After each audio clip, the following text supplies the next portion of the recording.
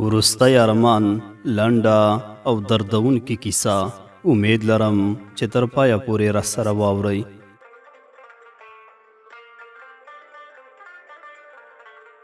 د پوهنتون د فراغت سره سم مې په یوه سیمه ییزه راډیو کې په دنده پیل وکړ.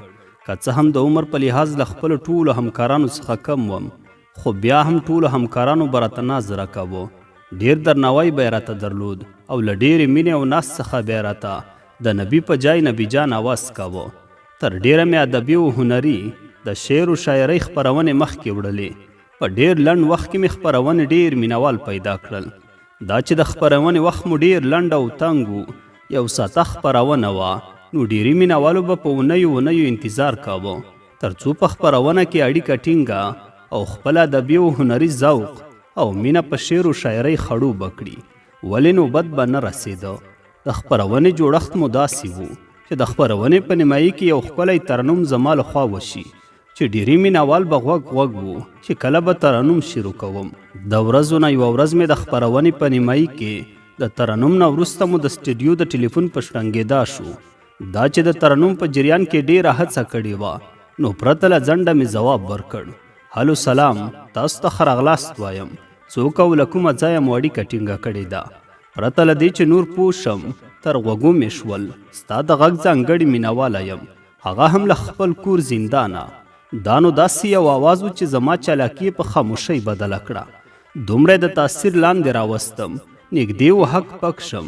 په لړزېدلي آواز مې وویل: مهرباني وکړئ، څه مو راوړي خپرونې ته؟ خپل انتخاب مو راته ووایئ. سملوارې په جادوګر آواز ترنم شروع شو او په زړه و رګونو کې راته داسې حرکت پیل کړ لکه په رګونو کې چې د وینې جریان په چټکۍ خپریږي. د سټډیو خاموشي ماته شوه. ټول ویده زړونه یې راویښ کړل. لکه د یو جادوګر په څېر د غږ جادوګري شروع کړه چې د جادو اثر یې ما ورسره د تخنیک په برخه کې په همکار را پرېوته. د خپل جادوګر آواز په خوږو یې څه شیبه په سوچونو او فکرونو کې غرق کړم. ترنم خلاص شو، خو لا یې اغېزه درلوده. لکه د یو بېروحه جسد په خپله چوکۍ کې په سوچونو او فکرونو کې ډوب پاتې شوم. تخنیکګر راته متوجه شو. زر یې د یوې لنډې وقفې په پلمه د سټډیو موزیک په لوړ آواز پلی کړ. سمله واره مې غورځېدلي میکونه بیرته راواخیستل او د تخنیکګر لخوا د مخ او لاسونو مینځلو ته رهنمایي شوم. مخ لاس مې ومینځل. له ډېرو کوششونو سره مې ځان په خپل واک کې راوسته او دوباره خپرونې ته راوګرځېدم. خو لا مې همغه جادوګر آواز په غوږونو کې کړنګېده او په ذهن کې راته موجونه او څپې خپرولې. په ډېرې سختۍ سره مې خپرونه پای ته ورسوله. پرته له دوستانو او همکارانو سره د خبرو مخخې مې د خوب د کوټې په لور قدمونه کېښودل. د خوب کوټې ته ورسېدم. تر سهاره مې سترګه پټه نه شوه. ورځ هم ډېره په مشکله تېره شوه. کوشش مې وکړ د شپې خپرونې ته چمتووالی ونیسم، ولې برلاسی نه شوم. 2 ورځې مې رخصت واخیسته. هڅه مې کوله هر څه هیر کړم، خو دومره هم اسانه نه وه. 2 ورځې مې آرام وکړ او په 3مه ورځ بیرته خپلې دندې ته راوګرځېدم. نن شپه بیا 9 بجې مې خپرونه وه. امادګي مې ونیوله. زړه نازړه مې خپرونه پیل کړه. په دې اندېښنه کې وم که بیا هغه اړیکه ونیسي نو هر څه به خراب کړي. خپرونه مې تر نیمایي ورسوله. زنګ یې رانغی. څه ناڅه ډاډه شوم. بیا مې د معمول مطابق ترنم پیل کړ. هڅه مې وکړه د جادوګر آواز لرونکي جلۍ په کمپوز مخکې لاړ شم. تر ډېره بریالی هم شوم. د خپرونې وروستۍ شېبې وې. تخنیکګر هم د وروستۍ اړیکې اشاره وکړه. په ډاډه زړه مې اړیکې ته د جواب اراده وکړه، خو د هلو سلام په اورېدلو مې زړه یو وار بیا په درزېدو شو. بیا مې له تن روح په خوځېدو شو، خو ځان مې قابو کړ. له روغبړ وروسته یې ځان معرفي کړ. لیلا یم له کارتیناو څخه. زما د ترنم چې د هغې په کمپوز مې خواري کړې وه، په وار وار د مننې الفاظ یې له خولې راوتل او د خوشحالۍ اظهار یې وکړ. خو په خبره یې چې نن ناروغه یم، د ترنم به مو قرضدار شم، نور یې خدای پاماني وکړه. خپرونه هم خلاصه شوه. ډېر زیات اندېښمن شوم، ولې چې راته ویې ویل نن ناروغه یم. پرته له دې چې څوک په ځان پوه کړم، د ټلیفون شماره مې ورته واخیسته. د خوب کوټې ته لاړم. دا چې له یو خوا یې راته ښکلي غږ زړه کې لارې کړې وې او له بله خوا یې د ناروغۍ خبر شوم، نو ډېر اندېښمن شوم. هره شیبه مې غوښتل ورسره اړیکه ونیسم، خو دا کار دومره هم اسانه نه و. او بیا د هغې په مقابل کې زما بایللی جرأت دا نو ډېره ستونزمنه وه. خو زړه مې قرار نه کوه. بدن مې پر اګدېدو و، په ټول وجود مې خوله راماته وه. داسې مې انګېرله چې له وجوده مې ساه په وتو ده. بیخي بې حاله شوم. یوازې همدغه خبره مې تر غوږو کېدله. نن ناروغه یم. اندېښنه مې د وخت په تېرېدلو لا څو چنده زیاتېده. خو بیا مې هم زړه وکړ چې زړه نازړه ورته زنګ ووهم او اړیکه مو ټینګه شي چې د حال یې وپوښتم.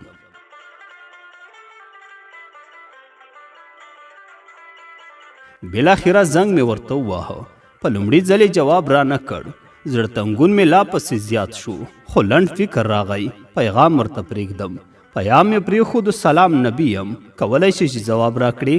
د پیام د رسېدو سره سم له واره موبایل په کړنګېدو شو. ګورم چې لیلا ده. پرته له ځنډه مې ځواب ورکړ. روغبړ مو سره وکړ. د صحت پوښتنه مې ترې وکړه. اطمینان یې راکړ. اوس بیخي ښه یم، د اندېښنې خبره نشته. د شمارې په اړه یې وپوښتل، ستا خپله ده؟ ما هم د هو ځواب ورکړ. بیا یې مننه وکړه او خدای پاماني مو سره وکړه. ما هم ځینې مننه وکړه او ټلیفون مې قطع کړ. شیبه وروسته پیغام راغی. ګورم لیلا ده، زه اوس ښه یم، اندېښنه مه کوه. ما بیا هم ترې مننه وکړه. سر مې په بالښت سم کړ، خو د خوب خاپیرۍ رانه تللې وې. زړه مې بیا هم سکون ونه کړ. شیبه وروسته ما پیغام ورولېږه. لیلا جانې، کوم ځای خو به دې درد نه لري؟ هغې وویل نه، اندېښنه مه کوه، شپه ناوخته د ټول ویده دي، زه هم ویده کېږم. سهار درته زه خپله زنګ وهم. شپه مې په ویښه د سهار په تمه تېره کړه. سهار 6 بجې مې موبایل ته زنګ راغی. زر مې ځواب ورکړ. ګورم لیلا ده. پوره 2 ساعتونه مو د زړه خواله او بلا ډېرې کیسې وکړې. ورځ تر بلې مو مینه سره زیاتېده. زړونه مو یو بل ته سر نږدې کېدل. پوره 3 میاشتې تېرې شوې. د ملاقات په پلمه مې وغوښتل چې په خپرونه کې میلمه کړم. هغې هم هو وکړه. راتلونکې سې شنبه مو نیټه کېښوده چې خپرونه کې به میلمه اوسي، چې پوره 1 اونۍ پاتې وه. یو بل سره د ملاقات او دیدن لپاره مو ورځې او ساعتونه څه چې دقیقې او ثانیې شمېرلې. د یوې ورځې نه بلې ته مو د دیدن هوس او تنده لا زیاتېده. 4 ورځې مو سره د خپرونې په جوړښت او پوښتنو خبرې وکړې. په لسګونو ترنمونه او شعرونه مو یو بل سره شریک کړل چې غوره ترنمونه او شعرونه د خپرونې لپاره چمتو کړو، چې د دغې اونۍ میلمنې خپرونه باید د ټولو نه جلا اوسي او جلا خوندونه او رنګونه ولري. د خپرونې ورځ سې شنبه هم راورسېده. لیلا راته د راډیو له راتګ څو شېبې وړاندې زنګ وواهه. نبي جانه، هسې نه ستا مقابل کې د تاثیر لاندې راشم. ما هم په خندا کې ورغبرګه کړه. داسې به هرو مرو کېږي. زر مې ورته بیرته ډاډګیرنه ورکړه. ټوکې کوم، کومه خبره نشته. د میلمنې لپاره مې له نورو په ډېر تفاوته مداګیانې ونیولې، ولې چې دا نه یوازې دا چې یوه خپرونه وه، بلکې په اصل کې زموږ د ملاقات پلمه او د مینې اظهار و. سټوډیو مې په ګلانو او پخوانو لا رنګینه کړه. 1 ساعت وروسته مې غوښتل احوال یې واخلم. زنګ مې ورته وکړ، خو ځواب یې را نه کړ. ډېر اندېښمن شوم. په پرله پسې ډول مې هڅه کوله چې اړیکه ټینګه شي، ولې پرته له دې چې کومه شماره چې تاسو غواړئ ورسره اړیکه ټینګه کړئ، د اوس لپاره جواب نشي درکولی. نور هیڅ په لاس نه راتلل. په 11م زنګ سره مې همکار په بیړه چې بیړنۍ خبرې د کاغذ پر مخ چمتو کړی وو او پرته له ځنډه په بیړه له راډیو له څپو خپور کړ چې تازه خبر د شهرنو په ساحه کې د یوې زورورې چاودنې غږ تر غوږو شو. زموږ همکاران د چاودنې سیمې ته رسېدلي. د نورو دقیقو جزیاتو لپاره له موږ سره پاتې شئ. زر مې را یاد شول چې لیلا راته ویلي وو چې د شهرنو په لاره درځم او ستا د خوښې رنګ زیړ رنګ کالي به په تن کړم. په بیړه مې د چاودنې تر ځایه ځان ورساوه. ګورم چې ټپیان روغتون ته انتقال شوي او جسدونه لا هم ځای په ځای پاتې دي. د جسدونو په قطار کې مې د لیلا د موندلو لپاره په جسدونو په ګرځېدو سم شوم. دا چې لیلا مې لا لیدلې هم نه وه، یوازې د زیړ لباس د پیدا کولو په لټه کې شوم، خو د زیړ لباس درلودونکی جسد مې پیدا نه کړ. په بیړه مې ځان روغتون ته ورساوه او د ټپیانو د لیست په پلټلو کې شوم. کوم چې د روغتون لخوا په دیوال د ده لپاره ځړول شوی و تر څو وارثین معلوم شي. په عاجل خونې په دیوال لیست ځړول شوی و. د سترګو مې اوښکې داسې بې واکه روانې وې چې د سترګو د توروالي له امله مې د لیلا نوم په پیدا کولو کې پاتې راغلم، لکه د بېوسه مرغۍ چې د ښکاري په ښکار کې په لګېدلي زخمي حالت کې ځان په بڼکو کې تاو کړی وي. دیواله تر شا مې ډډه وکړه، خو بیا مې هم پر رېږدېدلي لاسو په موبایل کې د لیلا شمېرې ته زنګ وکړ. ګورم چې ترڅنګ بستر نه مې د موبایل د زنګ د کړنګېدو آواز جګ شو. زر مې ځان ورساوه. ګورم چې لیلا په زیړ لباس کې چې مکمل ډول په سرو وینو لړلی او په بستر کې د سرو وینو په ډنډ کې پرته ده. بې واکه مې یو چیغه د خولې نه بهر شوه. لیلا! نور په ځان پوه نه شوم. سر را باندې وګرځېده، په سترګو مې تیاره شوه او د لیلا په زخمي وجود باندې را پرېوتم. لیلا هم د وروستي ځل لپاره سترګې خلاصې کړې. په وینو سره لاسونه یې زما له غاړې تاو کړل. سترګو د بڼو سر ته یو غټه اوښکه راغله. زه لا هم په چیغو سر وم. په وینو سره لاسونه یې زما د مخ دواړو خواوې راونیولې او د زنکدن په شیبو کې په بنده ژبه راته وویل: ستا د لیدو ارمان مې پوره شو. زه نوره د پاتې کېدو نه یم. فقط ستا د دیدن لپاره مې په ټپي ټپي وجود دومره مقاومت وکړ.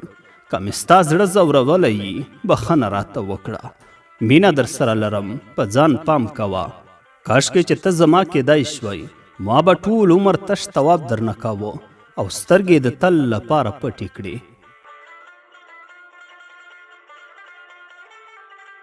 د جدایۍ زور مې لیدلی، د جدایۍ زور مې لیدلی، په میږي پښه نږدم چې یار به یې پاتې شي نه. زه یې په غږ باندې مین یم، زه یې په غږ باندې مین یم، په لالي یوه خبره دوه وارې کومه.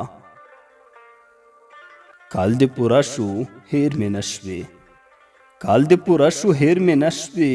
خلکو ویل چې وخت غمونه هیروي نه.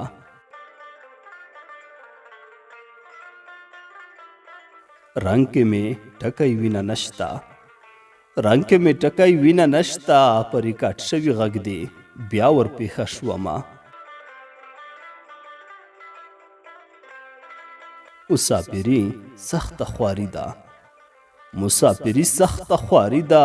مور به دې نه وي، جار به څوک درته کوي نه.